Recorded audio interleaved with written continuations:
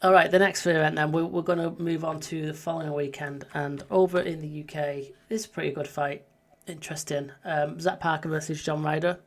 Very competitive fight. Zach Parker's got a lot of hype about him. He's kind of hitting that fringe world level for middleweight or super middleweight. I think this one is. Yep. And John Ryder, obviously, we know from his unfortunate loss to Callum Smith, which most people thought that he got robbed on that one and won.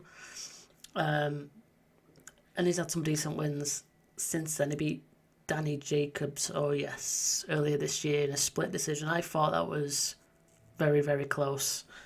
In fact, I might have scored that to Jacobs. I can't quite remember. But yeah, this is a pretty interesting fight. I'm not sure how much of Zach Parker you boys have seen, but Alex, if you've calmed down a little bit, give us your thoughts on this one.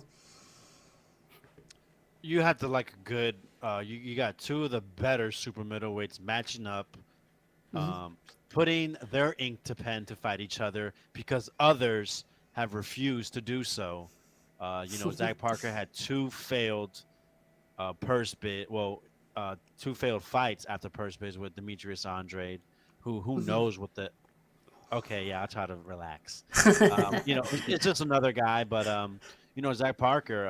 I've seen him a little bit. I know he switch hits. He has power. I've seen the Von Alexander fight, who's the brother of Devin Alexander, and the Marcus Morrison body beatdown. Yep.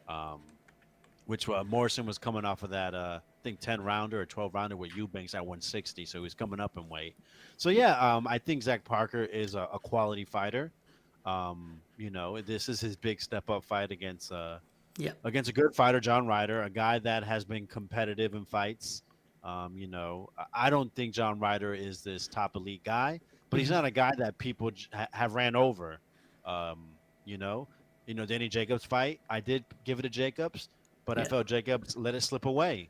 So I wasn't upset with John Ryder getting the victory. The Callum Smith, I have never watched that fight. I've always wanted to, and every time I read about it, I just hear it was a plain old basically just a robbery of a bank during the daytime with every camera out there, just seeing every move you do, seeing where you ran off to. So I'm interested in this fight. I want to see it, and I'm hoping it's going to be a fight that actually produces just great boxing. Kudos to both the guys for making this fight happen. Yeah, fully agree. I think it's kind of I can't think of the phrase that I'm thinking of, but for John Ryder, it's kind of a make or break fight if he continues, or is it just going to be kind of the end of the road for him, or he'll be dropping back down a level as such. And for Parker, it's obviously his make or break fight. He's stepping up now into this new class that he's not been in with before, and there'll be a lot of intrigue into how he looks against the likes of John Ryder, who's a decent fighter for the division. BoxRec has him listed as number 2, which is mental. But we won't go down that avenue again. Well, I mean, to give a credit, 168 just doesn't really have these guys that have proven themselves. So yeah, true, very true. Anyway, it's a good fight. It's a good matchup.